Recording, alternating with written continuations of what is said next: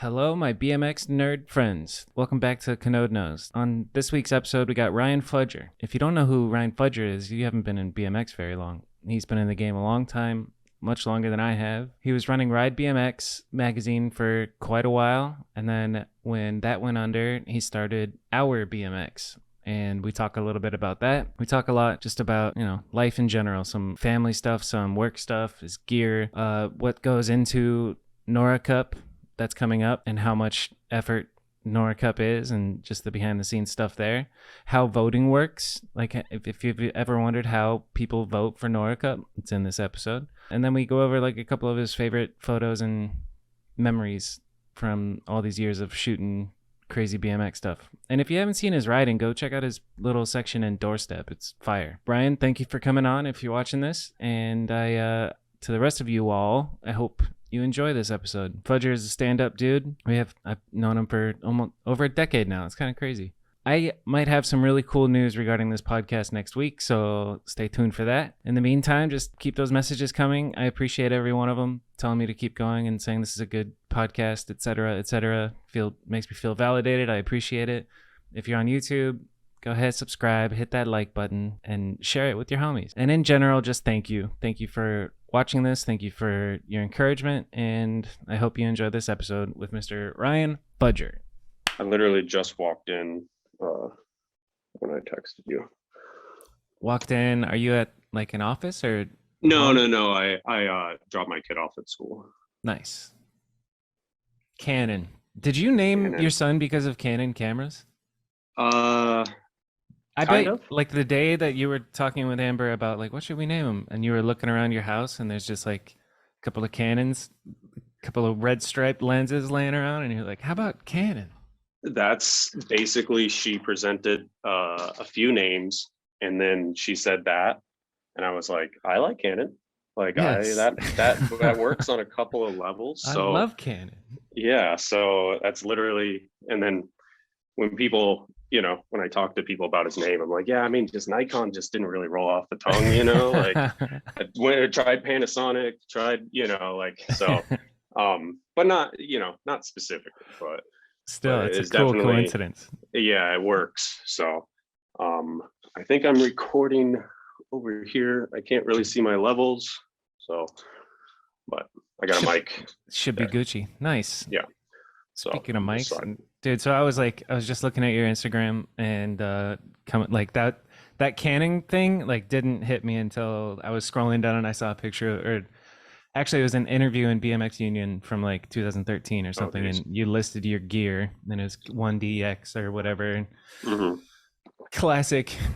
Dude, I don't even know where to start with you. Do you remember when I tweeted at Nora Cup in 2010 or 11?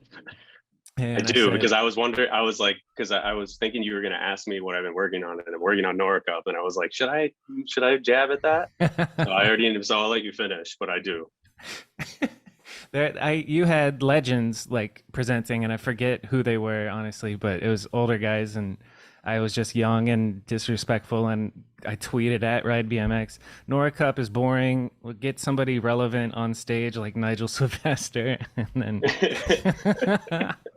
and then the reply from you from the official Ride BMX account was, "Shut up, you dumb shit," or some shit. Yeah. Well, hopefully I didn't say it wasn't that rude, but I was like, I remember dumb shit. Dumb shit was what you called me. I mean, we were all dumb shits at some point in our life, mm-hmm. right? So I do, I think this goes to your character at some point, though. You were like, within a period of time, like not immediately after, but like a year, a couple years after, you were like, I get it now. I'm sorry, Yeah, so yeah. I think that goes to your character in the sense of like being like, oh yeah, like I just didn't understand at that moment. So yeah. No context, like no, just young and dumb, which like, it gives you empathy because we all were once young and dumb. So now when I hear, I give a little bit of grace to kids when they say something ridiculous. It's just like, let me pull you aside and, Yeah, it's definitely hard because I think Nora Cup, I'm super sensitive about because it is so much work. And so when people like don't I can take criticism. I can take constructive criticism, but when it comes across as like stuff like it's boring or this it's rigged or it's not, it's something like that, like I take it so personally that I do respond. And sometimes I wish I didn't, just because it rarely makes things better, just like most internet conversations, you know. But it does just, it's just like, it's like a strike through the heart, because it is so much work for like, you know, effectively it's like a Nora Cup is literally, could be like, I could think of some sort of acronym for it being a nonprofit as well, like number one rider nonprofit organization or something like that, you know. Like it's so much work for literally zero money that it's like fuck, just appreciate it, you know. Like if you have if you have a problem, let me know. Like I'm down. Give me a call, like, or let something. me know. Ask me questions. Ask me how it works before you like just like try and tear it down in a public arena. So I've slowly gotten off of the Twitter world for that. I have an account that I just like follow some news and stuff to see what's going on, but I don't tweet. It's just that was a heyday. Yeah, I don't rarely open Twitter. It's funny because I still have access to the ride Twitter. That's like the one thing. That's the one thing that they didn't change the password to. Yeah. But I can't really do anything with it. I can't like steal it or anything like that. And then if I did steal it, at some point somebody would be like, "Oh, now we're gonna sue you" or something. So you'd be in trouble. I can't really do anything with it. But every once in a while I think about like tweeting like, "Hey, what's up?" You know, just like something random, you know, like, but I don't. So, and I don't even think Our BMX even has a Twitter. I was just like, yeah, I don't care. So. I don't care either. Like I think for me personally, you're trying to expand, and it's just like Twitter, I'll just leave alone. That's for nutcases to argue with each other in short, snippy sentences. So anyway, we could talk about Nora Cup. I am curious, like, when was the first Nora Cup? Do you remember magazines when they existed? I do. We actually have a document on the site. I think it's on the header right now. It's just like the mostly complete Nora Cup history. And it's kind of like a spillover of a Word document that we built out like maybe 10 or 15 years ago, and then I just update it every year. But this year is the 26th annual one. And wow. I mean, I feel like it's a little bit early, but there's been more than that. It's kind of since we redid it. I don't know. I mean, there's been so many, and it's been literally including Ride at this point. I mean, I think we're like the 5th publication or 4th like publishing company to like throw Nora Cups. And I'm definitely not a publishing company, so I shouldn't say that, but we're the 4th like organization to like because it was BMX Action back in the day, and that was before my time, and then they went out of business, and then Ride resurrected it, and then Ride went out of business, and I just stole it. I didn't we actually looked into Coppery like trademarking it at some point, and it was going to cost like $20,000 or $30,000 within Ride. So I know for a fact that they don't have it trademarked. So I can just do Nora Cup. Yeah, and unfortunately, there's nobody there to be accountable for anything. So that's kind of dope. I can kind of take anything. So keep carrying the torch. What was the early days of you doing that? Like when, because you put them together with obviously not alone, but when like, the first one you worked on, when was that? And you know, what era is this in? I mean, I guess it had to be like 2002, 2003. So I've been working on it for close to 20 years. And obviously Mark Losi was my boss at that point, and Jeff Z. And I was more kind of the grunt, obviously, when I first started. And how old would you say you were? I had to be 21, 22. I got the job when I worked at Ride when I was 21. So I was also a dumb shit. So don't, you know, man. So at that point it was they used to, in the magazine, they used to kind of have the spread of like, oh, who do you want to vote for Nora Cup? And it was all reader voted. So I had to count the votes. So literally all the ballots that like got shipped into the office, I counted the votes. So it was mail in. mail-in before, yeah. Wow. By like little kids. And so sometimes it'd be like a photo and it's like, oh, this guy's doing a backflip or this guy's doing a cool trick. It wasn't like a list of names. So sometimes people would vote based off of the photo essentially. Yeah. And that's why we had the kind of the years where Edwin should have had a Nora Cup and he didn't. And when Van dropped the cup because Ruben's part was, or Ruben was definitely Street Rider of the Year that year, and he's like, "Where's Ruben?" and he fucking smashes the cup and shit. Damn. So it was like there was like a discrepancy where the readers had a little bit of I don't want to say like they didn't have their thumb on the pulse as much as they should have.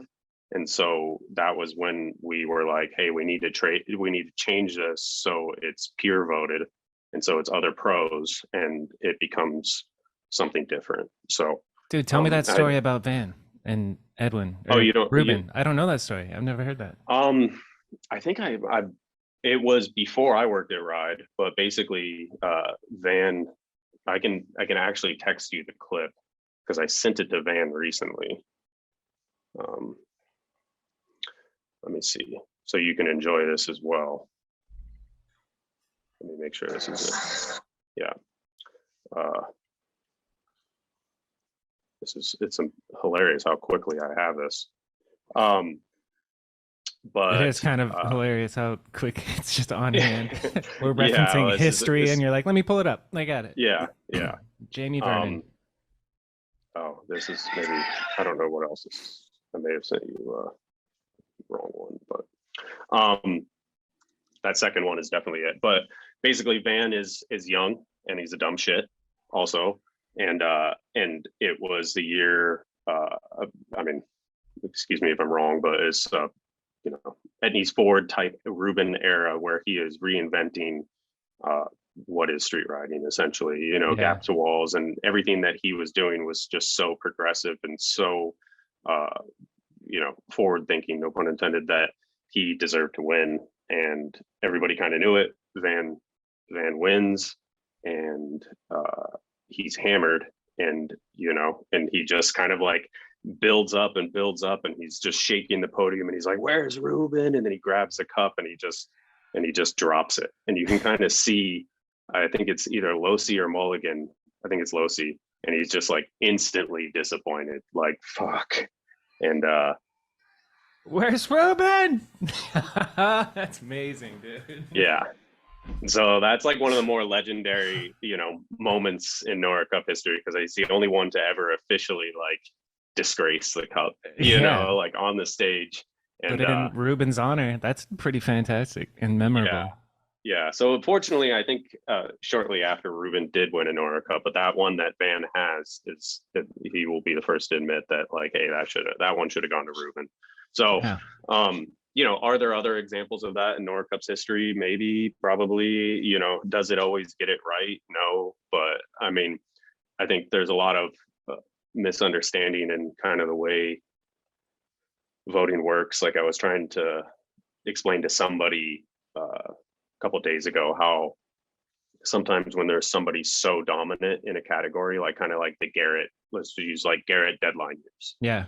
Or like he is so dominant, everybody knows Garrett is the fucking best, and he's the one that's going to win. But you still have this like subset of people that always vote for the other guy, in a sense, where like, and I'm a fan of him, so this is definitely not talking shit in any sense, but like there's a group of, for a long time, there was a group of like 5 to 10 riders that were like, Rat Kid is the best street rider on the planet because he is really doing it. He's not riding plazas. He's fucking out there looking for spots, like riding spots the way they're meant to be ridden. Rat Kid is number one. Huh. Yeah. And it's like, and then so Garrett gets 90% of the votes, but then that subset votes for Rat Kid still, and then Rat Kid's in the top 5. And it's like, what about, in the traditional sense, the traditional definition of street rider, most people would be like, wait, no, what about this guy and this guy and this guy? And so sometimes the top 5 is a little bit weird because riders dominate, and then other people have other preferences. Like you could look at it for transition. It's like transition is many things, and it's like sometimes you get the bowl style riders and the park style riders, and so it goes a little bit differently over time. Like Yeah. weird things happen when you count the boats, and There's so much I could diversity see it within unfold. BMX. Yeah, and you could see it unfold as I count them, and I'm like, ooh, like that's how it goes. So That's interesting. it's in the end, Nora Cup is definitely subjective, and I don't like to say it's like a popularity contest, but in the end, it's like if you are a really good bike rider, but like many things with life, like if you're a really good filmmaker, but you are just kind of like a shitty person and people don't like you, they're kind of less prone, like less motivated to vote for you. So True. it's like we're all humans, and every single vote is an opinion. Yep. And those opinions add up to like a consensus, and the consensus is sometimes spot on and sometimes not. So Mediocre at best got second place in 2013-14 video of the year. And that's pretty good for a video called Mediocre at best. That's better than mediocre. So we did good. What does it take to become a voter? Like if riders listen to this and they're like, why don't I vote? I'm in the industry. It used to be easier. Now it's a little bit more cloudy with the trail award. So the trail award, the trail, flat, and women's categories all have their own separate list. And then so that's all comprised of people within that community. When we first created the trail rider award, I hit up several people and I was like, hey, help me compile this list, like think of names, like let's build it out. And then every year it gets bigger and bigger because the subset, or I don't know, the reason for qualifying for the list is basically like, hey, I ride trails all the time, I love trail riding. You're like, okay, you could vote, because it's meant to be like kind of as a community vote. And it's kind of the same for women's, because like the sample of pro riders necessarily isn't as large, but we want it to be, the goal for Nora Cup is to have it be you got given the cup by your community, like your peers and the people that you respect. So within that community, that's what we try to do. And we don't really let the men necessarily vote because I don't think they follow like the women's interesting. So it's women voting for the women's category. Yeah. That's dope. And we could change, and that can change over time. Like there's been so many things where it was like there was that time period where there was web video part. There's video part and web video part category. And we started that knowing that it was only going to be around for a period of time, be it 3 years or 5 years or whatever. And it was like, it'll go away. But right now, because there's such a division in it, that it was like, it felt wrong to not throw that category in there for a little bit. What an interesting period of time. The transition from video parts to exactly. I remember so hard, like putting out your own video part on the web was like a weird thing, and it's so crazy how normal it is now, and even more so it's like devolved. Or that's another thing I want to talk to you about, is like, where do you think, because like in your lifespan in this BMX world, it's gone from print magazines and no offense, VHS tapes, I don't know, DVDs, whenever you were starting, to where we're at now, where it's like submit your clips to Our BMX and get featured on Instagram, and it's like, what what how do we get from there to here? And I did kind of skip over the main answer though for the Nora Cup thing, if you want me to, because I feel like people do want to know, is that for the main list, which is generally like transition and street and video part, we like them to be professional riders. And that's definitely, I literally typed this to somebody. Somebody emailed me yesterday asking to be on the list. And so I typed this out, and it's like, I know that's a very like gray area, but generally I consider it to be, you're either on a pro team for a company, you make a living from riding bikes in some various way, be it YouTube or shows, or you're entering pro contests, so that's kind of my category. And if it's like, hey, you're on the cusp, like sometimes I'll let people on thinking that they're going to go that route, and then once you're on the list, it's kind of hard to get removed from the list, unless you like specifically ask. And then some years, maybe every couple of years or something, I'll take a look at the way the people voted consistently over the last like 4 years. I'm like, all right, he hasn't voted or responded in 4 years. I'll pull him off the list. Huh. But yeah, that's the answer. Make a living, make some money via riding bikes. So Yeah.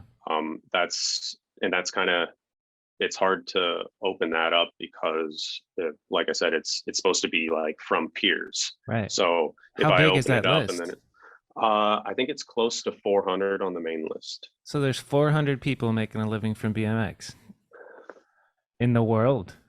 That's I don't know. yeah. You know what? Because there's probably more. Because I was looking at the list, and I just went to I went to England a couple of weeks ago for that triple challenge thing, and met and I met a couple of them, but I like got to hang out with some of those English dudes, like the Tom Russell guy and Kane Mitchell, and I was like, yeah, they're not on the list. Like they should totally be on the list. Yeah. You know, like, and so it's like stuff like that. Like the list is not perfect either, and that's, you know, you can only strive for perfection, of course. So it's like it's not it's a work in progress, just like anything, you know, and it changes and all that stuff, and not all that many people, you know, I'd say we probably get like 60. I write, I do it all kind of like analog style, not like some like survey gizmo thing or something. So at the bottom of the Excel sheet, I make note of how many votes I had the previous year,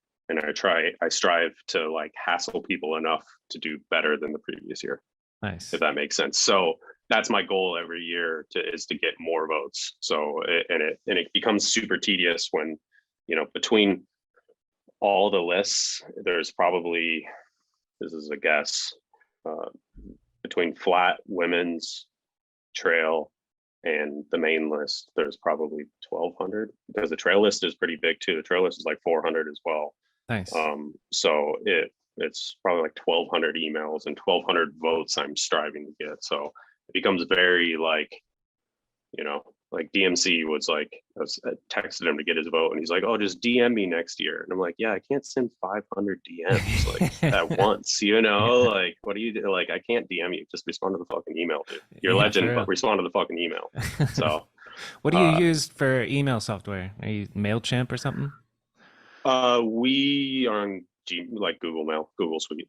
So you're just sending out a mass email via Google or whatever? No, because like Yeah. in business world, there's you know, MailChimp and Fusionsoft, like for marketing campaigns or whatever. I'm sure you've heard of them, like the softwares that do that. But like, all right, so staying on Nora Cup, like this one's coming up. What is the plan for it? Is there going to be a in-person event, or is it all just online? What's the dealio? Yeah, so we're at the same venue that we were pre-pandemic in in Hastings. So we're after the finals of Battle of Hastings. So it's a Sunday night. Generally, it can be good either way. It's hard. It's honestly hard to say. I feel like we've done Saturday night, Friday night, and Sunday night there. I believe this is like the 4th or 5th time we've had it in Hastings. That's interesting. Why is it overseas? Yeah. Honestly, it's part of our, we have like, so when we started our BMX Source, well, even during the ride days, we had a really good partnership with Source. Battle of Hastings is in my opinion, it is one of the best events in BMX. Like it is just the environment and the way and the noise and how, you know, it's almost a throwback to like kind of a Metro Jam style event. Yeah, and I can see that. And it is, you know, one of, if not the best event in BMX, and it was cool to align with that. And then when we started our BMX, there was a time period where it was like, hey, I'm going to give this, you know, 6 months, and if it doesn't start to look good, like I told my wife, like for our family, like I will quit, and we'll all go get a normal job or something, you know, something more stable, you know. Right. So Source was one of the major brands that came in early and paid more than they should have for what they were getting to get us off the ground and support us. And so that's just part of our partnership going forward. And obviously the pandemic killed that for a little bit. And so we had it at Swamp Fest last year. And then in 2020, it was just online only. So It's, would I like to have it in the States? For sure. It would make it easier for me, Yeah. 100%. But it's just hard to, you kind of need to align the event with A big, another one, yeah, exactly. and it has to be in that small window towards the end of the year. So Yep. I could eventually start walking in a different direction, but it would take a couple of years of being like, okay, now, or I'd have to skip a year or do a double year or something, because I can't hold it in September and then do it at whatever the Right. Vans event in July next year. It just doesn't work. It's an off Remember when year. So Interbike was a thing? it was nice. It was, That's if dude, that's when Nora Cup that I went to, I think, lined up with Interbike, because that's where all the yeah, companies come to a convention center. Like, I think there's people who listen to this who might not know what Interbike was. Like, yeah, it was basically a time before the internet where brands showed off all their new product in one yeah, spot, and they would spend tens of thousands of dollars or hundred. Dude, stupid I money mean, to have a booth. there was a time period where some of those like the venue in Vegas on the low end would be $20,000 to $30,000. I'm pretty sure the most we ever spent for a single night at a venue was close to $50,000 at the Palms. It's wild. That's a fuckload of money. Yeah, for real. Like literally for 1,500 BMXers to basically get hammered and fight each other. Like that's Yep. literally what the Palms year was insane. That was Yeah. the worst possible year. Like it was, so we had to stop it because there was like fights in the crowd, because the show was so delayed for some reason that everybody just got really, really drunk, and it was open bar Fun. for Yeah. a long time. It was like, yeah, we could do like open bar for like 2 hours, like because we have like this much money. Yeah. Oh It's man. like after the Palms, it was no more open bar. We killed it because it was like such a shit show. So rowdy. So yeah. You mentioned, so let's talk about the beginnings of our BMX, the end of Ride, and then like that's 6 months of like, all right, if this doesn't work, what was your like this is working number? And then how did you get there? Like how does our BMX make money? Um, that's a good question. I ask myself that all the time. No, I'm joking. So in the beginning, because I was at Ride for so long, I think 18 years, I think it was in the end, that I got paid a severance, fortunately. Myself, Jeffsy, and Adam all got a severance. Adams Watkins, who is co-owner of our BMX, was the sales manager. So he handles a lot of the stuff I don't want to, kind of just salesy type things and numbers and all that Yeah. stuff. I don't. That's not. Like accounting? Yeah, I mean, I guess billing and stuff like that, and just more in the sense of like it's nice to be able to pass certain conversations and things that are just like like, hey, that's not enough money. We need more money. Like I don't like to say that to people. I'm not like a super money motivated person, so it's I find myself sometimes getting into little traps where I'm like, no, it's fine, and then after the fact, I'm like, God damn it, that was so much fucking work. Why did I just like say that was fine? So we all got a severance, and we started it, and it was more Adam and I starting it. Jeff was kind of always had his hand in other stuff and couldn't really commit to like really going for it. So Jeff was always helping out, and we paid him once we I don't think we took a check in 2019. So it was all off of that severance, which was fine. So that definitely helped. Without that, I mean, I think it would have been 100% risk, but it did start working pretty quick. And then I think it was just kind of the support of the community, really. Like the YouTube stuff started working pretty quickly in the sense of just getting a decent sized following. And then the Instagram was obviously a bit of a shit show in the beginning because we had like our _ BMX for a while, which is now the our BMX clips account. and then we got the BMX account, and then that was I attribute that to being pretty vital, no pun intended, for us to succeed. Yeah. That just because, like, oh, I like BMX, this is BMX. So Yeah, it was a lot burden of entry for somebody to follow it became a lot lower. So because I guarantee if we had that _BMX account, we'd probably be at like 60 or something thousand followers or something, so especially because I feel like people are quitting Instagram now. So for real, there's Instagram's changing. People are over it with the I pay attention to TikTok. it, the amount of unfollowers the unfollows that we get, and a lot of brands are going down and stuff like that. So it's pretty crazy. So when you said that it YouTube worked relatively quickly, what does that mean? Like getting it to a level where you're monetized? No, not really. Not in that sense. More in the sense of like what is our product? We're a media company, so our product is eyeballs. Okay. So if you don't have an audience, why would a brand advertise with you or work with you? So in that sense, that we were able to get a decent following fairly quickly, in my opinion, that it started working in that sense. So because that's, it's like when somebody, like, oh, can we have this video for this promo thing that we're doing or something like that? And it's like, yeah, we'll plug your company. And I'm like, yeah, I don't really need that. Or like sponsoring certain things. It's like, we don't have physical products. So, our product is, not to objectify people, but it is their eyeballs. It is the view. It is the like. That is what we offer to brands. That's what we sell. So how do you sell that? Is that what you are passing off to Adam? I don't want to deal with this. No, it's kind of like a church and state type thing. So he's state, and then I try and hold up the sanctity of what we're doing.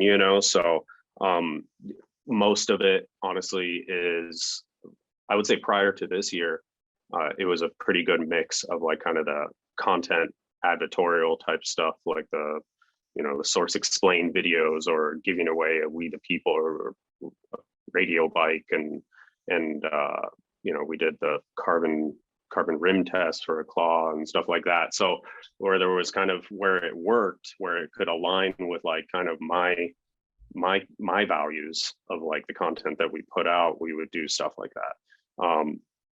So basically bike companies pay you, or like they come to you, or do you go to them and say, hey, we can do a product placement type of video, make it cool, but get a bunch of eyeballs on it. Here's how much it'll cost. Yeah.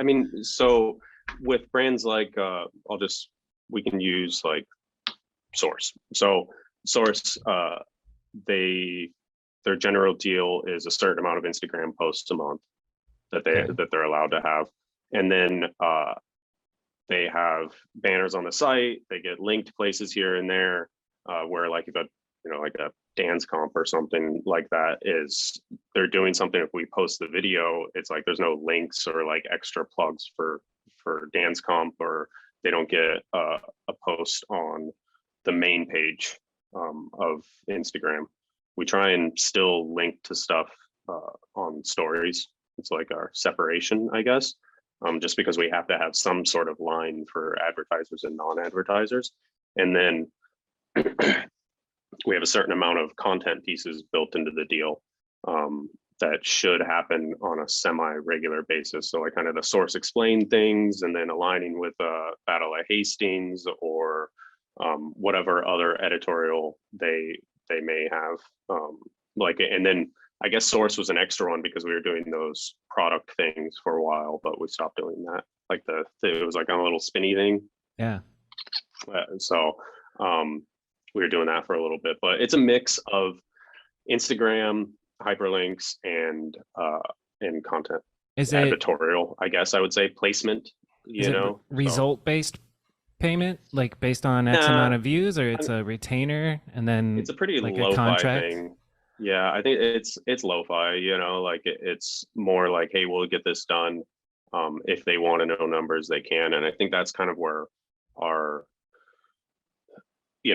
it's when we're competing against Facebook and Google, where it's like anytime you want to check, impressions and click-throughs and resulting, I mean, Instagram will give you resulting dollars if you do a campaign and stuff like that. It's like sometimes it's hard to compete with that because those feel good numbers definitely help.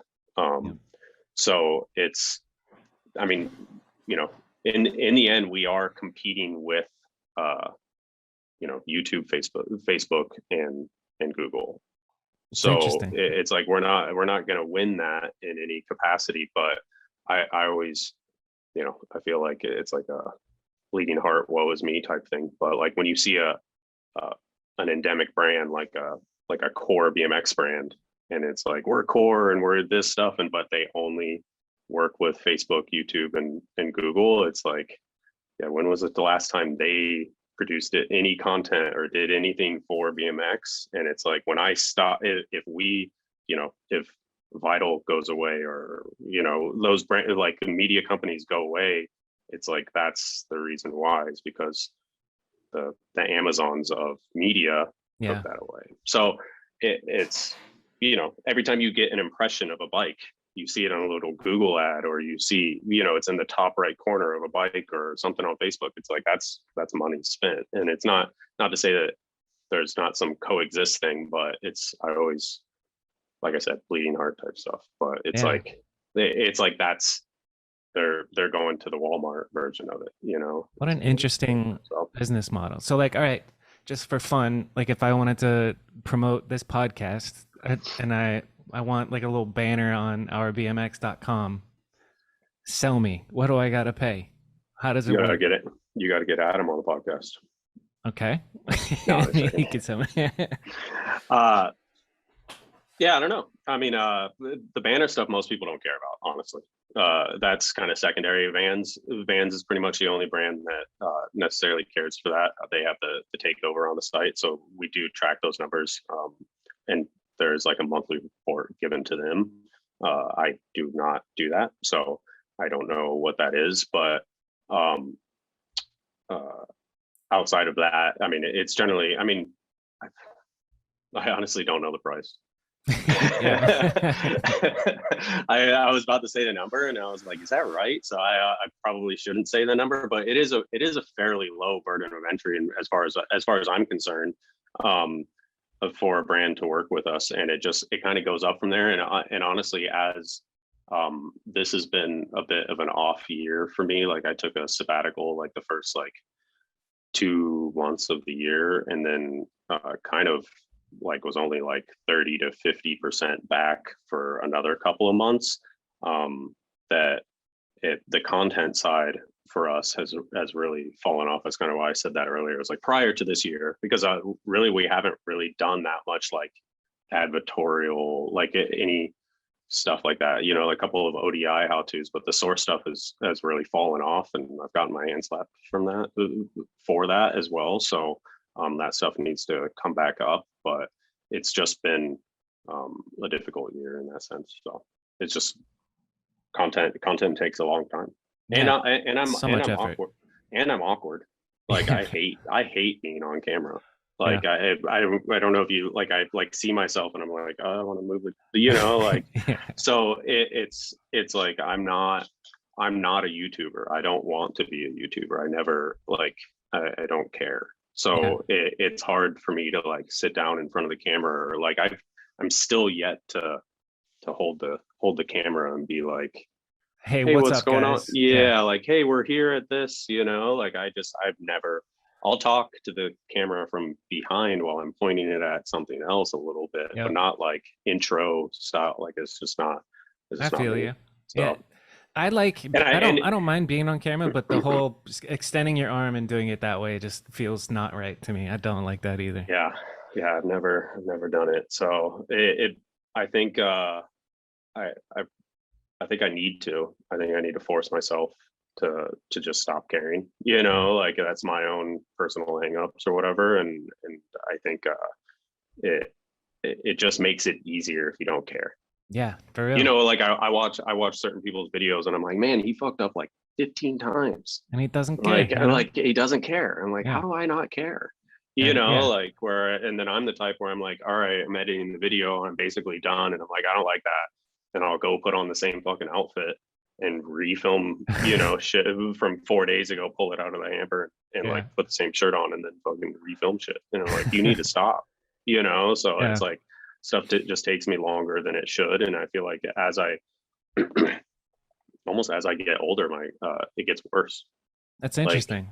I feel like I cared less when I was younger, and now I'm like oh, now I really want to make sure it's like right and perfect. So, but It's like a self-defense mechanism of like perfectionism, you know?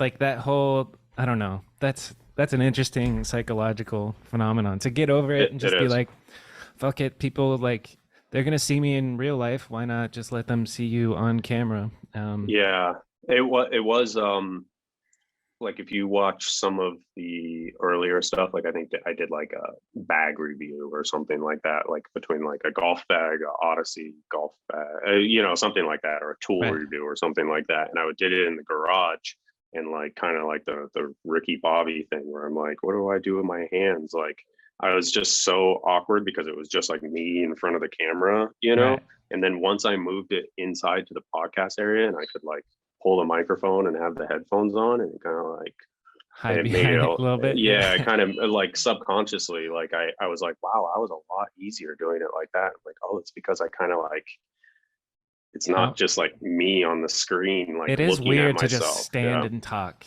you know? What do you do yeah, with your hands? yeah. Which brings us to the podcast.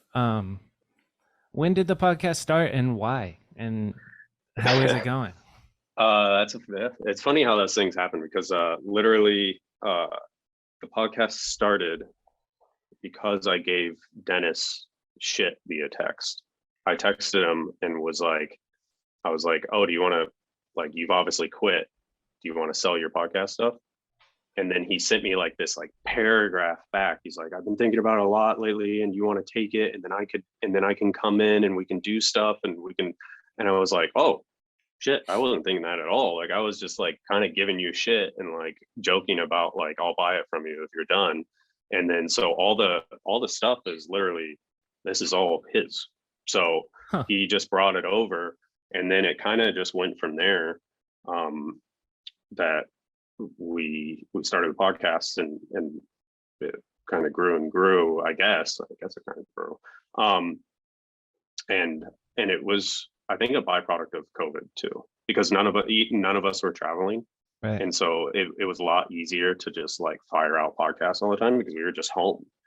Um, and once things started speeding up again, and then so the reason Dennis quit was because of he was filming Asaya.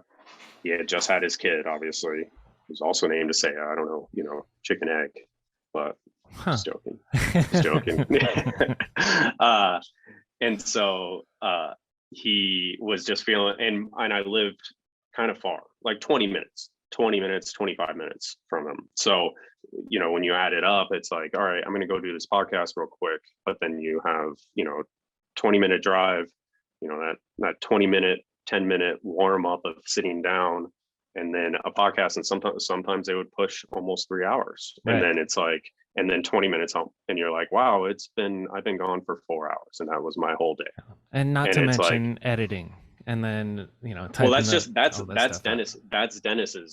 Dennis's experience, because he has a bunch of other stuff going on. It's like that ends up being his whole day. And when you have a newborn, it is a whole level of kind of always on, and making sure things are good and everybody's staying sane. So he just I always equate it to like, you have a list of priorities, like Yeah. Bobby's at the top, trip underneath, pay bills, Yeah. film clips, and then when something new shoots in, like a kid, it's like, all right, the kid goes straight to the top. And Right. then at the bottom of the list, whatever that is, like spa days for Bobby's, or Yeah. pedicures A for Bobby. podcast, Yeah, and Yeah. so Dennis's list of responsibilities, podcast, was at the bottom. And so that had to drop off when he made that decision. So that was totally fine. And DeMarcus came on, and and everything was fine. And then it just kind of goes back to what I said earlier is we moved at the very beginning of the year, and we did the Crandall one at my new house, and Crandall was in town, and I obviously I'm a huge fan of Crandall. Yeah. And he wanted to do the podcast, and so I built the entire podcast setup. Everything around us was like surrounded by boxes. You know, like literally it was like I put stuff on the walls, and it was like everything else was fucking destroyed. And so he came over and we did that podcast, and then that was the last one for a while. I think the Brock strike one came up. Then Nuno hit me up about that, and we did that, which is actually way better than I expected. Because Brock is just so articulate. He really is. Yeah, I mean, he's such a good. He talks a lot, but it's like it works. You know, like it was in a good way, and he went into so much detail that was like I thought we were getting like a 15-minute raw cut. And then when I just never even checked it. And then like right before Brock showed up, I was like, oh shit, this is just like the edit without music on it. Yeah. And I was like, damn it. Like, like this is going to be short. And then it just was like, went great. But aside from that, it was like, you know, I just don't like chasing people either. Like you either want to do the podcast or not. Like saying what you want is okay. And there was a couple instances where there's one instance in particular where I'm not gonna throw him under the bus, but said he wanted to do the podcast, and then was kind of like getting a little hard to reach. And I'm a pretty busy dude, and you know, when somebody's gonna do the podcast, I'm sitting there and my gears are turning. You know, I'm making a list like you have, and you're like, all right, I want this to be legit because we're probably only gonna do this once, so like let's get every single thing. So my gears are turning, and then they kind of just like slowly stop responding. And I was like, hey, if you don't want to do the podcast, like that's totally fine. Let me know. And then they just ghosted me. No shit. And I was like, motherfucker. Like, like you think like you just be a fucking human being. Like, damn, I want to know who it is. Yeah, I'll tell you after. I'll tell you afterwards. But it just dejected me because it's like your time is not more important than my time. Right, like so, and I literally said like, hey, please let me know because my gears are turning and I don't want to waste time like thinking of topics if it's not going to happen. Yeah, and it just like it watching old totally gave him an out, and it's just like, yeah, dude, like hit me back, like just let me know. So it just rubbed me the wrong way, and it's like I'm not that like, you know. Again, it sounds like a bleeding heart thing, but I do it because they're cool, not to make money. So it's like there's no money attached to podcasts. If it's funny because Dennis and I looked at like the revenue for all the podcasts, and they were like, well, this one did really good, this one did really good, and because I have to pay somebody to edit them, it's like I was like, yeah, that one made a bunch, and they're like, oh yeah, but look at all these that didn't, you know, look at all these that are in the red. Yeah, so it's like I don't have any motivation other than doing something cool to do them. So it's like when somebody just kind of rubs me the wrong way, it really like kind of put it in a different thing, like chasing people around. And I want somebody to be excited about it because I want them to enjoy it. If you don't want to do it, don't fucking do it. Some people just don't want to be like on record saying shit. When you say that, saying no is okay. Like saying, hey, I don't like, especially when you're a grown ass man, and like I don't have a feeling about it. Like I'm like, oh, you don't want to do it? That's cool, dude. Like, let me know. I hit Mark Burnett up, text, say, hey, would you like to do the podcast? He said, not particularly. And I was like, word, that's cool. We won't. Yeah, like exactly. Like you know, like you kind of have a little like, ooh, like kind of stings a little bit, but at the same time, it's like at least you're not like it's not some ambiguous thing where you're like, oh, I always equate it to trying to get a girl to go on a date with you. Yeah. Like, oh, I'm busy. And it's like, yeah, if you don't want to go on a date, just say no. Just say no. Like it's okay, you know? And it's like it's the same thing with a lot of people have a hard time saying no. Like I know it like with the girl in particular, text and I'm like, hey, do you want to go for a walk or something, and just ghosted. But the rest of the time, if we're talking about something else, they're fully responding and all this. I'm like, huh, interesting. You just don't want to say no. When you mentioned the analytics of looking at the podcast and Like this one did well, this one's in the red. What are you talking about? Are you talking about YouTube revenue? That's specifically YouTube revenue, because that's the only way we really made money. Because that was, again, me being a bad businessman in a sense, is that like I liked doing the podcast and I didn't want to muddy it up with like, hey, while you're sitting here enjoying talking to, blah, blah, blah, why are you, snapping to Slim Slim Jim, Jim. 20% Snap off? into I a don't Slim know. Jim. Yeah. Yeah. So it's like, I just didn't, we did the coffee thing because that aligned perfectly. And I actually do have, they sent me the money just like a month ago. I finally clicked back in with that, and it was like, hey, let's get that money. Because I guess this is, I've said it a couple of times, like randomly on comments and stuff like that, but Dennis moved like 8 minutes away. So I moved in early January, and then Dennis moved in like 2 months ago or something like that. And he hit me up and it was like, hey, I got a new house. It's super close to your new house. Like, let's redo the podcast. So we actually do have one in the bag already.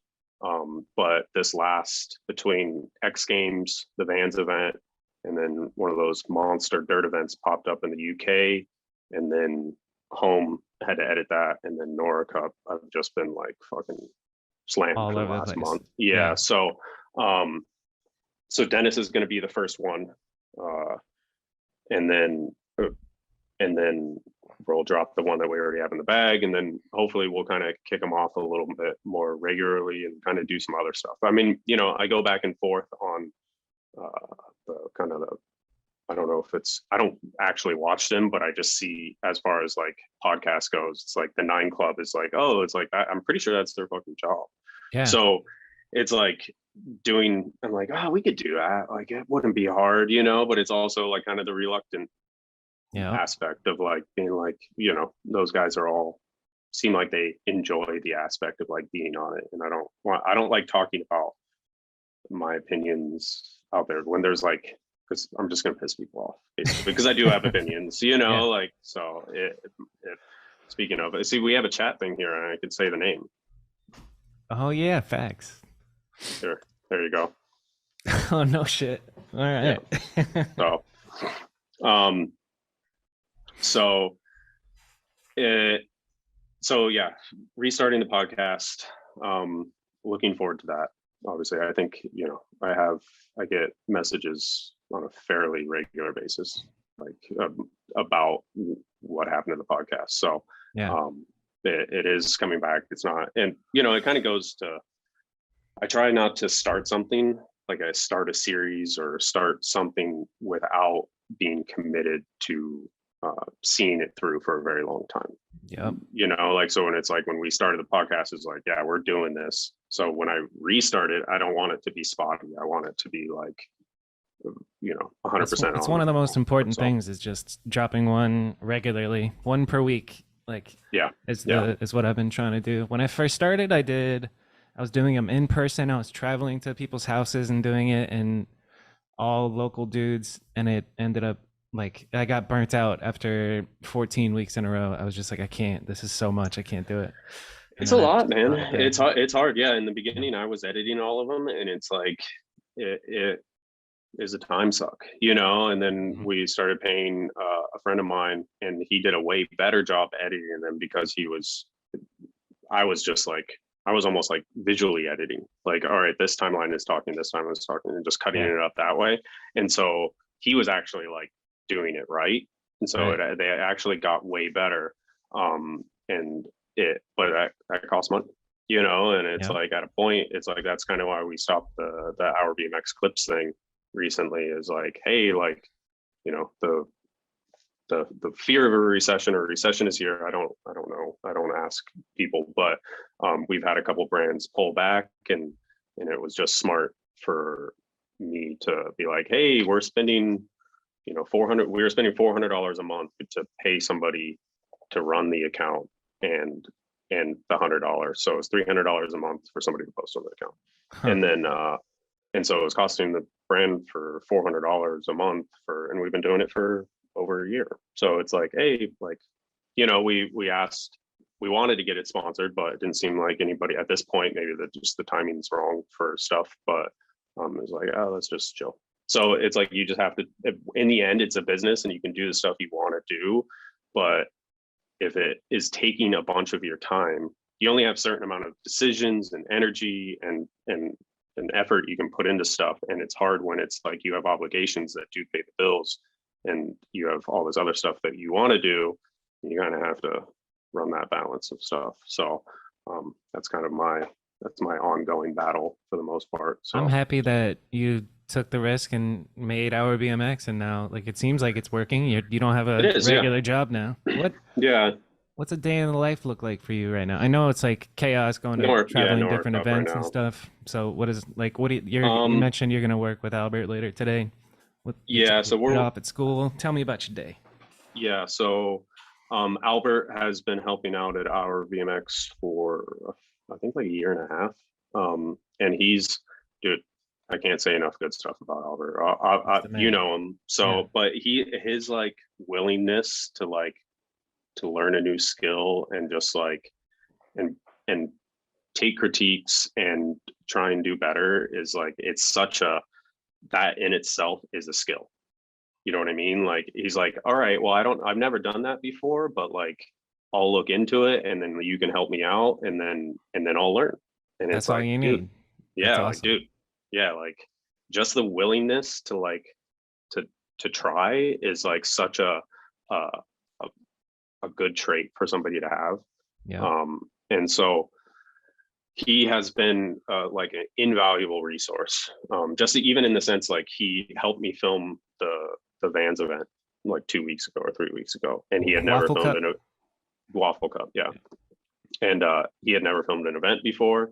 And the first day I couldn't go, so he filmed the practice and stuff, and I gave him some critiques on his filming. And the next time, it was like the next day, his shit was like dial, and it's like, Nice. and he was just is just super cool. So Albert is coming over to. We're gonna fine tune some the the plaque graphics Cool. for the actual cups, just like some spacing stuff and all that. And then we are going to work on the intros for Ah, pretty much yes. everything. Yeah. Yeah. So last year we did like the burning in thing, like the branding. Yep. So we're doing something different this year. Um, so yeah, just working on that. Um, and then trying to nail down presenters and figure out songs and clips for nominees and stuff like that. Voting is pretty much done. I'm going to close the Reader's Choice voting tomorrow, which is Friday. But I kind of looked at those votes, and luckily, there's a pretty big gap between fifth and sixth, it seems like. So I feel like the top five is kind of pretty well locked in. Okay. So, um, so that's essentially my day. I mean, I think some people get curious on how, like, oh, I feel like you're walking towards it too, but like, do I make a living off of our BMX type thing? Yeah. And that it is my job. I take a retainer that essentially covers my bills and a little bit of money. Obviously, I live in California and everything's expensive, so it that covers like kind of my base of what I make every year, and it's pretty much similar. I never really made too much money at Ride, anyways, because of just kind of the way. I mean, I think I started low, anyways. When I was 21, like that was like, oh, you're gonna pay me in sandwiches and so Yeah. I'll and five take it. gallon gas cans. I'll take Yeah. it. I'm in. Yeah, So it didn't really matter. And I grew up fairly poor anyways, so like any money was always good to me. I started working at I've had including our BMX, I've had 4 jobs my entire life. No Like shit. literally, Huh. I worked at a pet salon when I was like 13 for uh, 4 years or something, and then I worked at a traffic school answering phones at my neighbor's house for like 4 or 5 years, and then I got the job at Ride. That's crazy. So it's like my level for stuff, especially in the younger days, was pretty like whatever, Yeah. So but so I always did side work, even in the Ride days, and it was it was fine to do it as long as your main job didn't suffer. Right. That was pretty much the rule. Like get your ride shit done, make sure it doesn't interfere, and you could do whatever you want. Yeah. So it's pretty much the same now. Like I mean I make sure our BMX is first. I sit down every day there and work. And then I do a lot of work for Monster, obviously, throughout the year, kind of, mostly video work. And then some, the dude Sean, that is the team manager there, just kind of bounces ideas off of me and stuff like that. And then I do occasional work for a studio that's in Costa Mesa, like a production studio. And that's actually all old Transworld guys. So like Transworld motocross guys that started their own company, I don't know, maybe 12 years ago, 15 years ago. So I just do occasional video work for them. And by occasional, I mean literally like 6 times a year or something like that. Huh. Like so what kind of like, but that's non-BMX type stuff? Yeah, that's pretty much the only non-BMX work I do. And it's like kind of like corny mountain bike shit, like kind of like literally like stuff for Dick's Sporting Goods. Like, you go watch there's like a Nishiki beach cruiser or something that's on the back of an RV, and it's just an old couple pedaling through a nice neighborhood and shit. Like, stuff like that. So it's like there's more money in that. It's crazy. Yeah, I mean it's good. I mean it's cool. It's cool to do, and the if it was like not a friendly environment with like-minded people, like because we're all known each other for so long and stuff, and we all get it, and it's just like a fun joking day. If it was like super serious, I probably would just be like, I don't care, but it's always it's a lot of work. And I think I always equate myself to not being the best filmer, but I try and work the hardest, Nice. So I treat it like it's important and just do the work, and I get calls back in that sense. And so I do that. And then do I do anything else? Like, I mean, I was doing some stuff for GT, like kind of some of their like non-BMX stuff. Video, right? Well, I did that one, yeah, but like kind of stuff like that outside of BMX, where it's like kind of like almost like skits and like little, promo pieces, mountain bike, but like not like whatever serious mountain biking, kind of just like cruising the neighborhood, like kind of entry level mountain bikes, like whatever type stuff, like just promo things. Like I think like I can, like there was something, it's all BMXers in the video, of course. So I think I just got delivered it. Yeah. GT will always be close to my heart. Yes, they gave young dumb shit Bobby a chance. Now, like that stuff is always a little bit. That was, I mean, I think in 2020 and maybe 2019, that was like a pretty big deal. Like I think the link I just sent you was like, I mean, it took a while I don't even know if that's like the full video, but there was like 5 or 6 of those videos. So that was a big chunk. And then, it just depends too. Like sometimes I was doing stuff for Toyota for a couple of regular years, just kind of like, that's dope. Yeah. So it's a little, it comes and goes. Sometimes more, sometimes certain things are higher, certain things are lower, but for the most part, it's kind of the same it was at Ride, where our BMX is 100% my full-time job. And then when something comes along, I take it if the money's good, Have you transitioned to being like mostly video? Like I know you still shoot photos, obviously, but everything's video these days, Yeah, 100%. I mean, I'm 99% video, unfortunately. I fucking hate it, but I mean, it's so much harder. I mean, it just takes so much longer. Like it just, if I think back to like kind of the salad days of stuff, where it was like I could go out and like if I shot one photo that was awesome. That was a good day. That was a good day. Like I spent like 10 days in Phoenix or something like that, and we would just like party and just be assholes. And then I would try and schedule a photo, like, hey, let's meet up at this, like, talk to riders, and they'd be like, all right, well, let's go there at golden hour. Let's like, and then every day I would go and I would shoot a photo or two at the end of the day and get this awesome photo. And it looked like my output was like fucking awesome because I had all these cool photos at the end of the day, like, but then we just go and do whatever stuff that happened in Tempe back then. So the golden days of College Town, Tempe, BMX. Yes. Shoof. So that was almost like maybe I was still young, I think, when that period was happening with, I don't know who you stayed with and all that. Yeah, it was all like Twins and Jason Owens and stuff like that. And classics. Yeah. Sean Sexton. So, Daryl lived here for a little bit. Did Daryl? I don't know. No, he never lived there. Okay. He probably found himself lost there for a little bit. Let's see. What's your most memorable photo or clip that you've shot?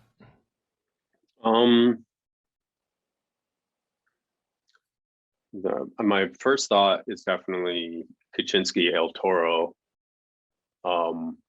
Just because it was such when he tried to hanger it,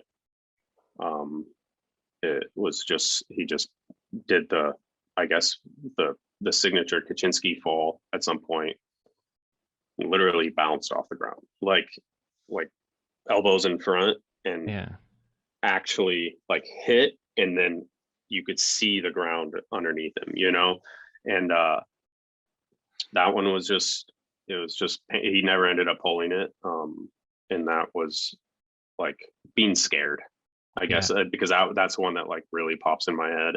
And then like we're literally driving home. Did I live in San Diego tonight? I can't remember where I live, but we were driving home and we were going back towards the freeway, and we stopped at a gas station, and he got like some pretzels, like a bag of pretzels of all things, and some, so he's just like chewing on pretzels, and he's like bleeding from like multiple places. And I'm calling people that I know have ruptured their spleen to ask him what it felt like, because he wasn't sure. Yeah. He's like, I don't know. He's like, I may be bleeding internally. Like, okay, well, let me call around and ask people that I know have torn their spleen. I don't even know if we had that at the time, but I was just like calling. I remember calling Perenni and just being like, when you ripped your spleen, what did it feel like? Like, so, and then the other, the continuation of that story is that he wanted to do the El Toro one, and then I can't remember why we never went back, but for the cover that he got, the hanger he got, is actually the high school I live pretty close to now, but they drove down from LA on the weekend for the Etnies video with Mike Manzori, and we went, or not on the weekend, on a weekday. And so we literally a school day, and then it was during the winter, so it got dark, pretty early on, and he did the hanger at Patrick Henry, which I don't know if I should say, and it ended up being the cover. And it's similar rail, like 18 or something like that. It's had a bunch of shit on it, but he did that first try. But it was like during the school day, there was people there, like we waited till like last possible kind of light to try and mitigate getting kicked out, and it was like a high stress situation for sure. And shooting photos in that capacity is always like, if I fuck this up, if I shoot it dude, early and I shoot it, fucking flash doesn't pop or something like that, you're like, I know this is going to be a cover, and so super stressful. And then what else is there? I feel like there's another good one. I'm looking at my wall. I guess the Gary pipe jump thing is always kind of like one of the gnarlier ones, which you may I don't know if it's, sometimes I Velcro them to the wall. What's up is this one. Oh yeah. Wow, that's I feel like it just doesn't look real, because he's literally, if you do the math on how high he is, he's like 9 feet out of the pipe, Yeah. out of the transition on the other side. And it was he had been trying to jump it, and he kept casing, and he got a flat, or he kept casing. Basically, he was barely clearing it, kept casing, and then he got a flat, and I think maybe he got 2 flats. He took my wheel first, and then eventually he was like, all right, I just like, I actually, it was Adam Watkins, the co-owner of our BMX, is his wheel, and it was at that time when 8-tooths were a thing. And so Gary was already running like a 39 or something like that. And so then he went to 38, and he like, and that ditch is like uphill, but it has plenty of runway. And so he just started from way the fuck back, and he's like, this is the last one. Like, he's like, I'm just gonna go as fast as I can. And he literally went like 4 feet higher than he was before, and just was, like, did it perfectly. And it was like one of those things where, like, thank God I was like fucking shooting super loose, like unintentionally, because I did not think he was gonna go anywhere near that height. And it was like one of those things, just goes on to appreciate it unless you've like been there and like can like hold the photo, almost like hold the photo up and then look at the spot and just be like, he went like 9 feet out of like that fucking like it's like a bank to a little kick at the end. And it's just like, so Gary's incredible, man. He is incredible. He's a good human. Who's your favorite rider of all time? Taj. Yeah.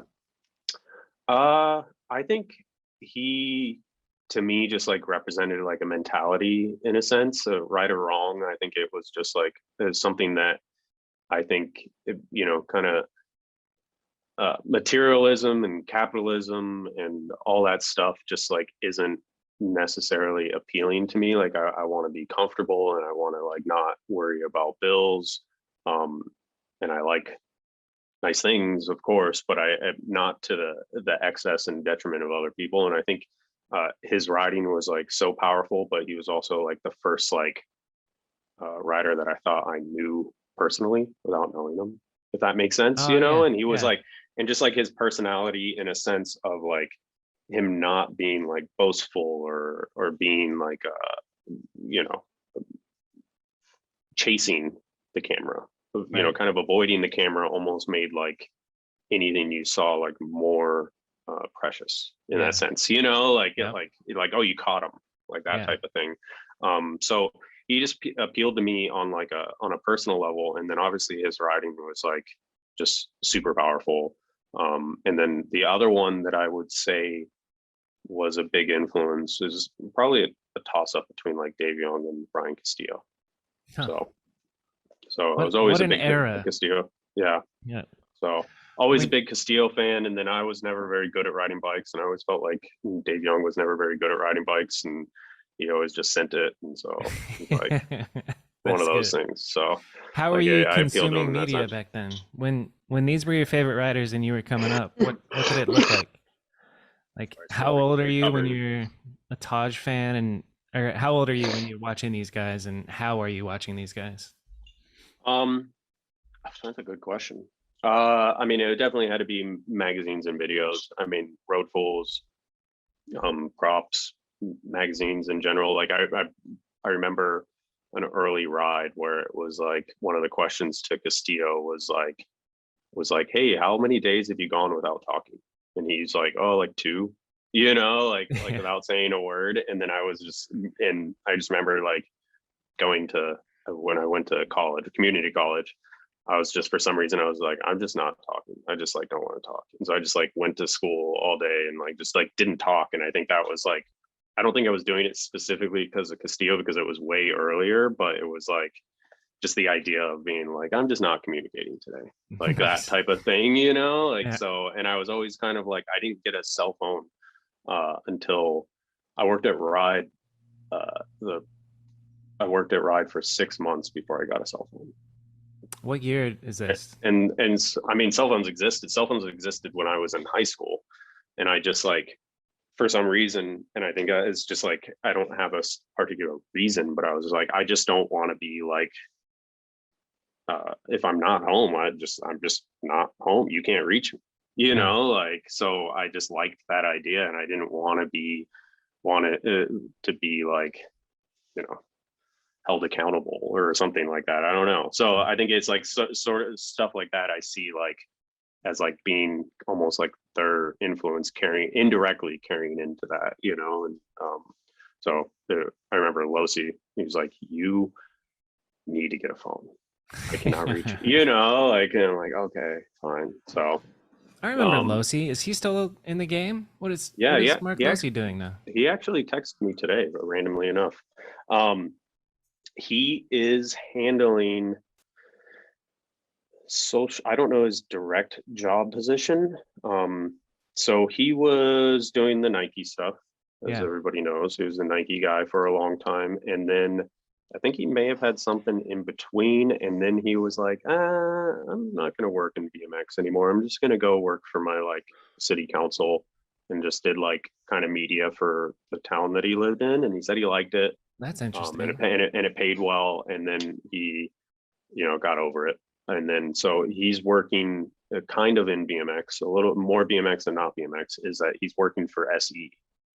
Ah, And he's doing lots of photo and video and kind of like curating online content for them. So dope. Good for yeah, Losi. so Back yeah, in it. so he shows up in California occasionally, and he's around, and school that he still gets in, is involved in BMX in some capacity. But I'm pretty sure that's just his full time gig. So Yeah.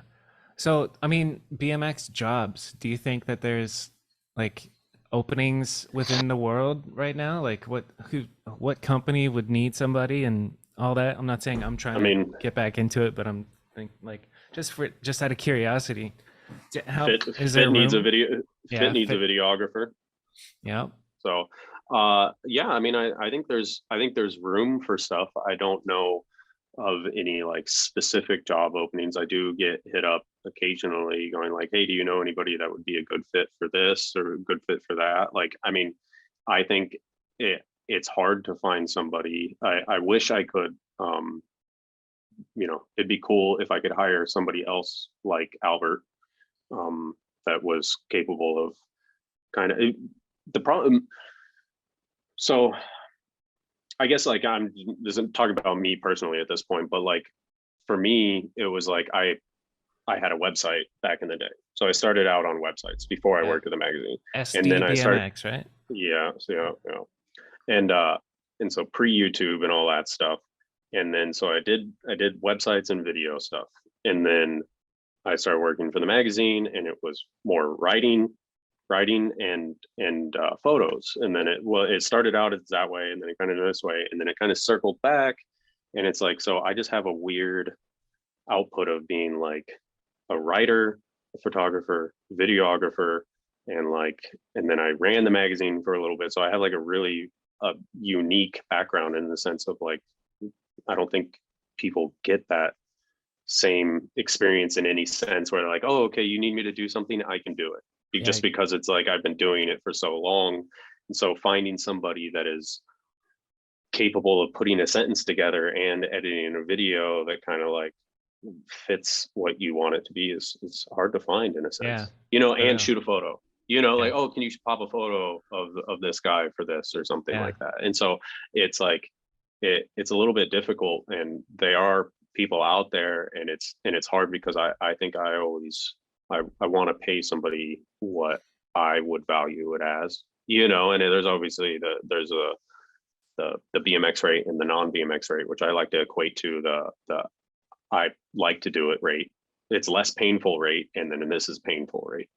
You know Right. what I mean? Like doing work in BMX is enjoyable Yep. to me. And so it's like I have a BMX rate and I have a non BMX rate. Yep. And so it's like, you know, I try and make sure that I rarely ask people to do stuff for free. And then I try and pay them something or what I can afford or what I think is a fair price. And so I don't like to necessarily approach uh, people to do work, you know, I guess definitely a tangent. So I'll just stop there. But are there are there jobs within BMX? I'm sure there are media Yeah. jobs, video jobs, stuff like that. I think I guess what I was getting at is that like when you're a videographer, then now brands want to double you up and make you a TM as well. Yeah. And you need to be able to handle social media and know what will do well and what will do this. And can you shoot a bike check just for the site real quick and stuff like that. So being like multifaceted is more appealing now than back in the day when it was like you could just be the TM. Yeah. Like you can't really be just a TM anymore. Yeah, that's basically not that hard of a job.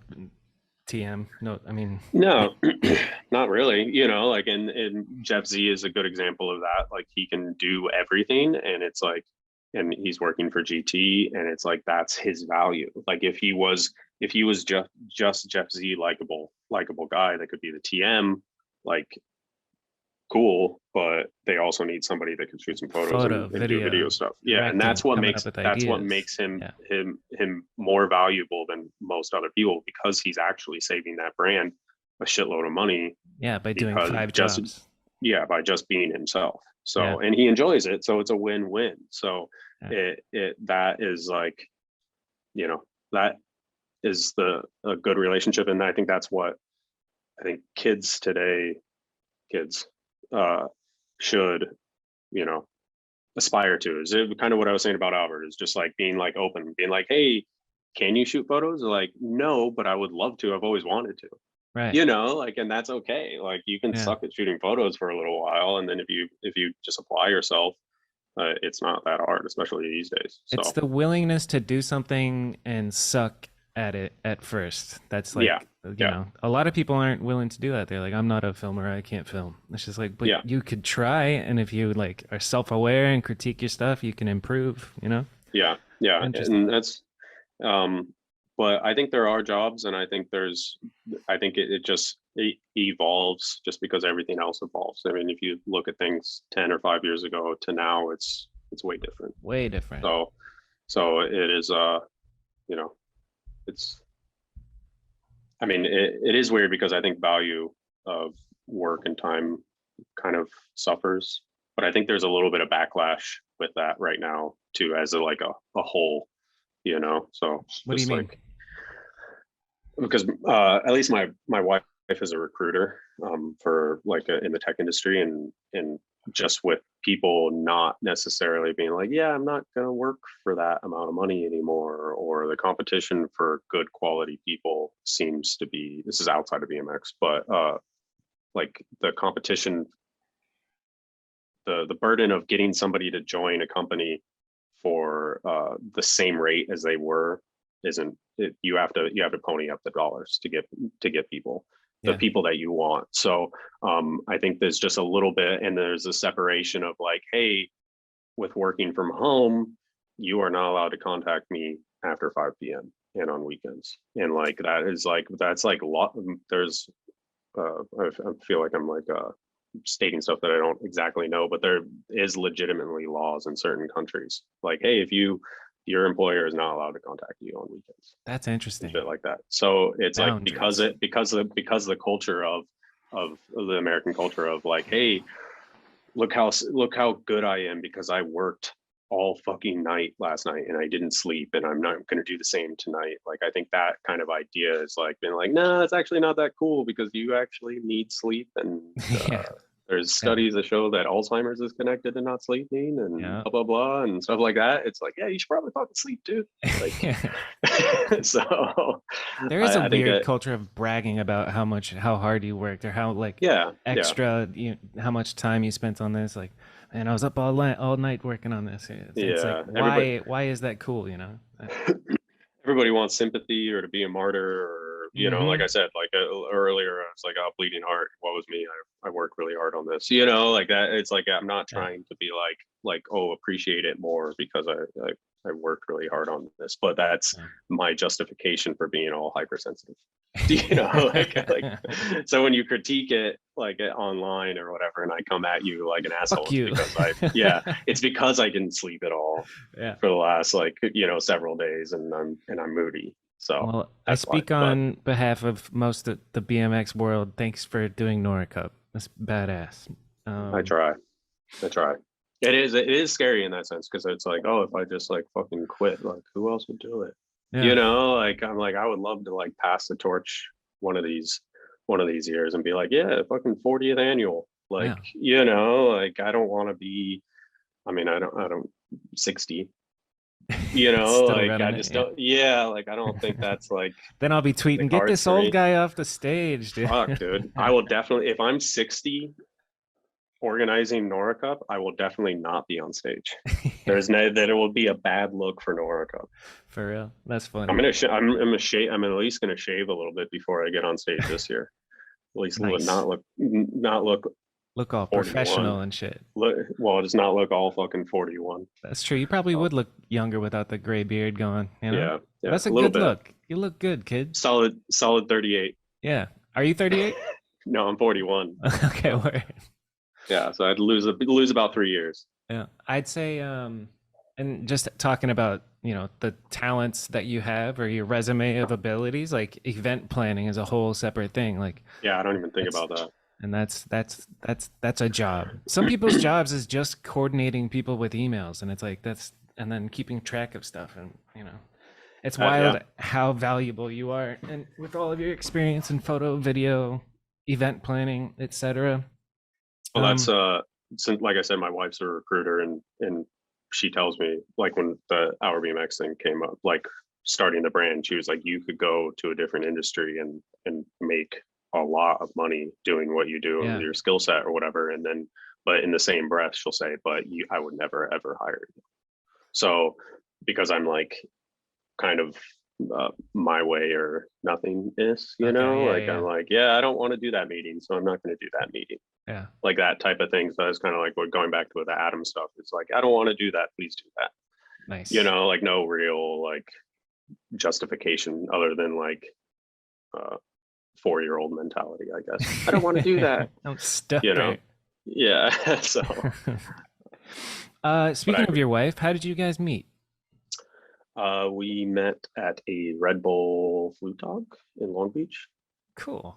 So, just met there and then, How you ever since. physically bump into each other and say hi Yeah, online? friend of a friend type thing, and then we just ended up hanging out all night. And then it was like towards the end of the night, somebody it's like, how long have you guys been dating? And we're like, oh, today, like so one Nice. of those things. So, but she's from Illinois, and then was living in LA, and then I was living in Long Beach, and then after I think a couple of years, we moved back down. So Oh, back down. I always wanted to move back down to San Diego, um, just because that's where I'm from, and it just never really lined up. It, yeah, I had a funny thought is that I was actually supposed to move back to San Diego with Josh Harrington of all people. huh. Him and I were supposed to move in together maybe like 6 months or 8 months before my wife and I met. So if that would have if Josh didn't flake out, it would be a much different story. So thank you, Josh, for flaking out. Shout out Josh Harrington. It's Yeah, dude, it's kind of crazy how one little thing like that, if you didn't go to that Red Bull event, would you yeah, have Connor, or Cannon? My bad. canon. Yeah, Um, yeah. It's definitely was a butterfly effect thing, something like that. yeah. Yeah, What's it like being a dad? How old is Cannon now? And he's 4. It gets better and better. It is, like I said, it's a life adjustment more than anything. Figuring out, I mean, I think I've said it maybe once or twice before, but like when Cannon was born, it really was like looking at him, you could just be like, all right, it's not about me anymore. And like, I need to like, we need to get our shit together and figure out and create a life for this thing, more so than any selfish stuff. So, yeah, we were living in a house, like renting a house in like East County. Pretty when we look back on it, I don't think it was necessarily miserable in the moment, but when we look back on it, we both go like just kind of like shudder, And when we had Canon, it really was like, okay, we need to fucking get our shit together and scrape together every dollar and literally and just buy a house. Like, nice. so we literally borrowed money from people and just like did like the 3.5% and bought our Yeah, house. So, first time home um, buyer. Yeah, and it just like it and I don't think it would have been the same for if we didn't have him. We kind of would have just been like kind of uh, you know, skipping through life in a Right. sense, like Yeah. kind of doing what we wanted. And then but I think I said it to you via text, but having Canon is just like you just take the one thing you love and then just like if you don't have a kid, you take the thing, you look at the thing you love and then just multiply it by 10. And it just like Yeah. it just like changes your entire perspective in the sense of like something you can love something that much. And then it also puts like a new fear in you of just like death and mortality, like Yeah. him getting hurt and like all his like dangers of the world, stuff that you would never think about, like, Yeah. and it kind of fucks you up a little bit. Maybe, I mean, just talking about Fucks my you up in a personal good way. experience Yeah. in a good way, and then kind of just in like accountability type stuff, like Yeah. it's like, oh, I go on a trip, I go on a plane, you think about plane crashing, better tell them you love them, Yeah. like literally like shit like that. So it's weird, and I think it's just like my own like personal hangups or whatever, but I Yeah. think he just changed everything for sure. So That's great. I'm yeah, happy to hear that. yeah, it's Um, it's crazy. this is kind of out of order and kind of Yeah, it's all random good. talking out of the kid stuff, but I'm curious about your gear. What's in your camera bag right now? I use for video stuff is primarily I use those Z cams. I don't Z know if you, cams. yeah, you may not know them. I might not know them. Yeah, they're little box cameras from China. I actually have they're kind of built up right here. Oh, it kind of looks like a red. Yeah, it kind of looks like the Komodo It's the in a brain. sense. Yeah. Yeah, How have I I never have. heard of this? What the fuck? This is cool. They're actually really good. Um, Full and frame it's 6K all cinema yeah, camera. Kitted out. it's Look at all that. it's all built up right now, but um so yeah, this is the 6K one. uh and I've had there's like Do you have to probably run on an the site. adapter or does it have an EF mount? It does have an EF mount. It has switchable mounts too, Nice. so Interesting. you Yeah. can have a micro four thirds or Nikon mount, or I think they even have a Sony mount. So I have that, and then so I have two of those. I have the 6K one, and then I have the 4K micro four thirds one. Um, that I pretty much solely keep on the gimbal. That's like the fisheye camera for the most part. Cool. Um, You and got then that the Canon 8 to 15 fisheye? yeah, Yeah. yeah, and then I actually broke it just recently. I think Albert's here, so um, uh, and then so I have the 4K one, which does 4K 120 10-bit, and I've had it for like 2 years. So like 2 years ago, that was huge. That's huge. So Yeah. like having like a quality 4K 120 camera. And then I have a R6 Canon. Nice. But it's great photo camera and kind of hybrid camera, but it just has that overheat problem really bad. So Yeah. Yeah. I heard about that. yeah, especially in your zone, it's not going to work. Yeah. Literally overheats. It'll overheat in 80-degree weather after a bit. It's insane. So I got to look into those Z cams and I'll let you go. Go well, if you work have with, anything else, I bet. Hold on, work let me with see. Albert. Let me confirm, just because the dog Yeah. barked. Let me see.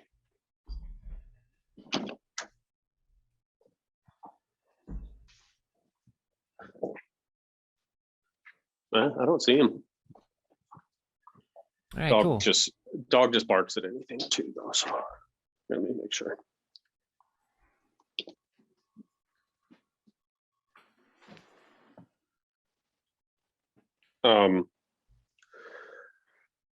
But yeah, other than that, just a bunch of Canon lenses, and then I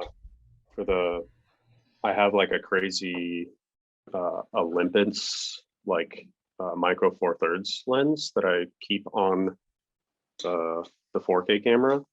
That is a 12 to 100, so it's equivalent of like a 24 to 200. So it's basically I either do fisheye or 24 to 200 lens, and it's just an That covers it f4. So all. Yeah. yeah, so it's not like a variable one, and it's like it's super sharp. It's like it's crazy. I saw it, found it somehow, and I was like, that lens can't be real, can it? Like, Yeah. So, but I've had that for a couple of years too, and so that's pretty much it. So I'll probably switch it up whenever I find money. But It's just laying around somewhere. You can go find it for sure. Yeah, none of that. I don't. What's the most you've ever charged for a video or a gig, or you know what I mean? Like, what's the most you've ever sent an invoice for? I had a Red Bull gig that was for photos. That was $2,500 a day. A day, nice. Yeah. So how many was days? Nice. Just 2. So, but I think the rate was inflated. It sounds cooler to say 2,500 a day. Yeah. I wish it was like a 10-day gig. That was probably the most. I've had a couple.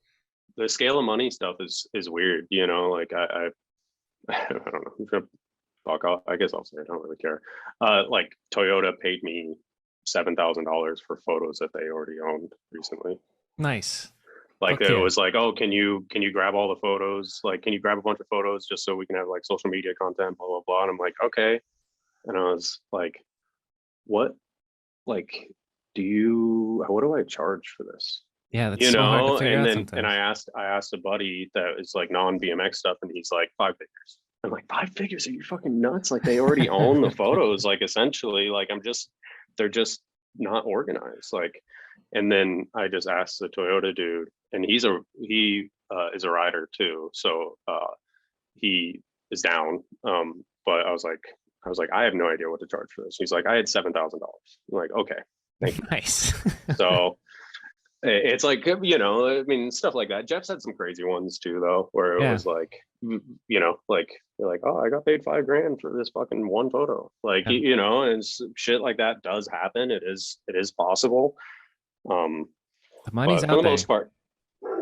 That's a mindset thing that I've kind of slowly leaned into, is just like there's a scarcity mindset or an abundance mindset. Like companies have money and they want to spend it on media. So like if you're providing good value, and then like value-based pricing, like if this photo works or if this video works, and then you get X amount of new customers, how much money is that going to bring in? And then that validates the charging $10,000 for this video, you know, like it's interesting stuff. But yeah, whenever, and this is advice from my wife that I've incorporated, but whenever somebody asks me like, oh, how much should I charge for this, I'm like, well, what number would you be happy with?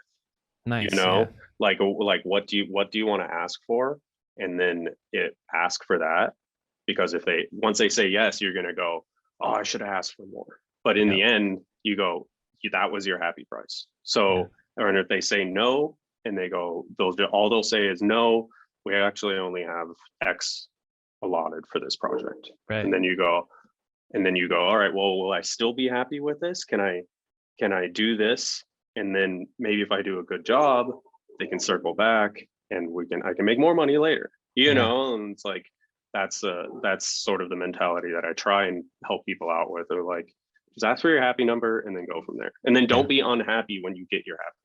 That's the one. For real. So so don't, like when they say yes really quick, don't go, damn it, I could have made more money. It's like, so you can keep talking while you're going through your house. Yeah, I guess I can, right?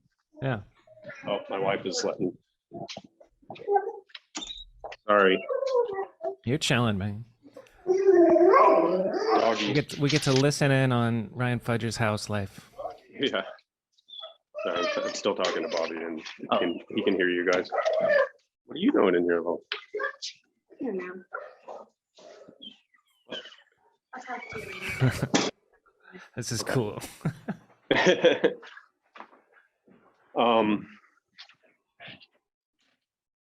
want to say hi to Bobby? Sure. He's right there. Oh, hey, Bert. Hi, Bobby. Hello. I can't hear you. I was giving you compliments earlier. Oh, good. Yeah. So that means he'll have to tune in and find out what he said. Good job on BMX Day. Oh, no, you're good. You're good. He said good job on BMX Day. Oh, thank you. Yeah. All right, we'll wrap it up with say that again. Oh, I say, did you like the time where the cop came up and then I was like, oh, he's actually in charge? Yeah. this ain't my event. This is Albert's. Yeah. And then Albert ends up in jail.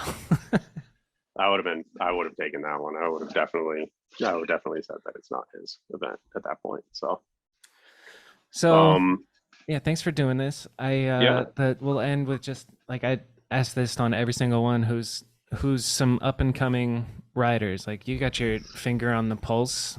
Who's somebody that I don't know about that I should know about? You don't know about that you should know about. Oh geez, Albert's shooting a photo of me. I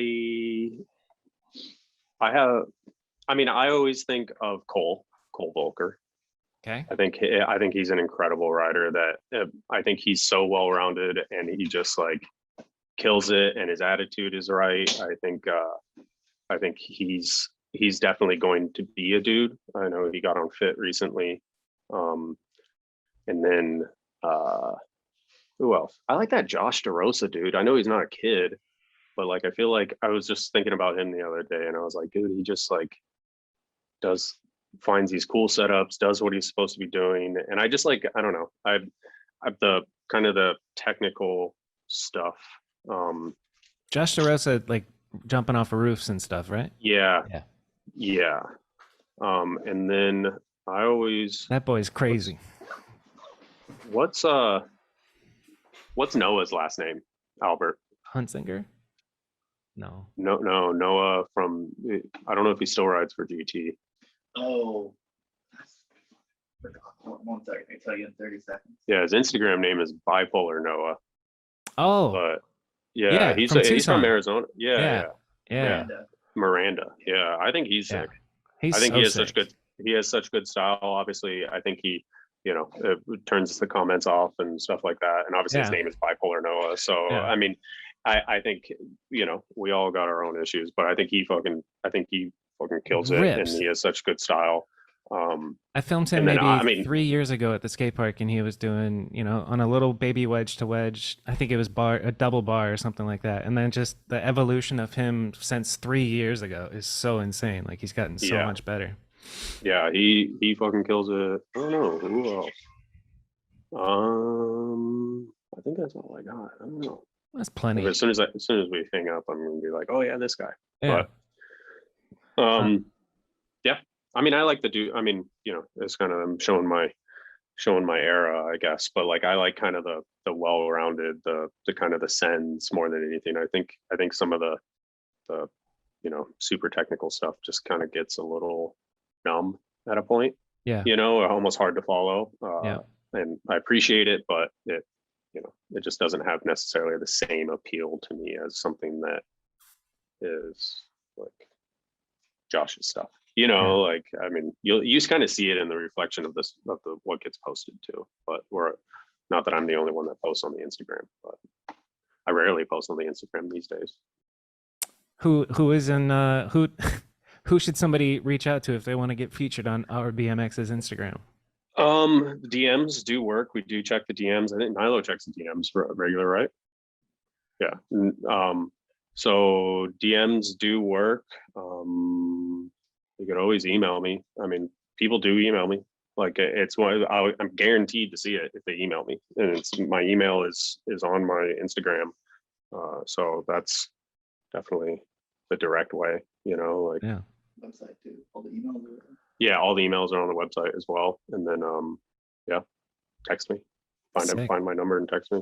Yeah. Dude, people don't want to believe it, but pro riders text me clips. And it's like, that's fine.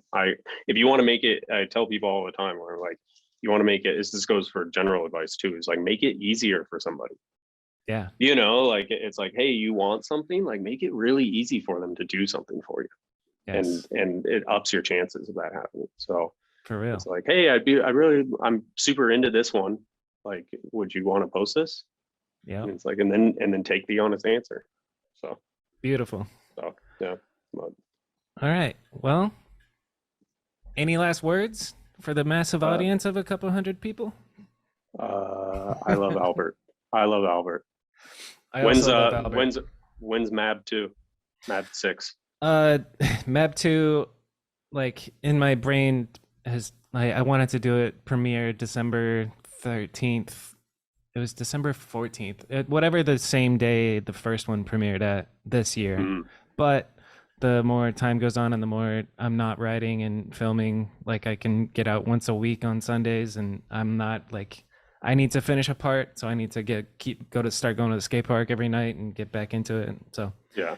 I have enough footage to put out a video as is, which feels cool. But I want to. It's like this is definitely the last full length that I'm doing, so I want to make it count and make my part.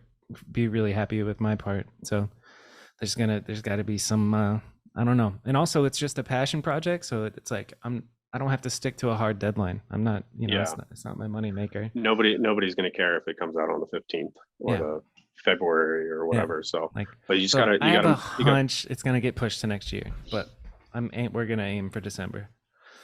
That's all good. Cool. Chocolate Truck 2 took 9 years. Did you know that? I thought it was 5. But yeah, it's a lot. It's longer than 5 for sure. It's either 8 or 9 that Matt told me about. Struggle. Anything you want to like? Anything cool coming out? Like who's the next unclicked guest? I don't want to say. I mean, I already said it. Dennis is going to be the first one. First one back. But okay. yeah, first one back. So that I don't really know. I mean, after Nora Cup, it's just hopefully some unclicked stuff, and then I don't know. Yeah, I need to figure out life. I need to figure out like how what I want to do, and kind of, I don't know. There's going back to like the content deals and stuff like that. Like I just need to figure out if I can or want to do that going forward, and figure out what works. So yeah. Do you have a passion project that you do on the side? Like no, I mean, I would say, like I said, I do make a living off of our BMX, but it is a passion project in a sense too, but yeah, nothing, I mean, I'd say filming your son on the pusher bikes is yeah, we have, passion. But when I don't ride, he doesn't ride either. So it's kind of hard in that sense. So I've just been, I haven't ridden in a month right now just because of all the stuff. So, but comes and goes. They'll still go ride bikes. So. Thanks for coming on, Fudger. Thank you, dude. You're a legend, whether you like it or not. And you look good on camera. Crusty. All right. Goodbye, everybody. Crusty, dusty. Bye-bye.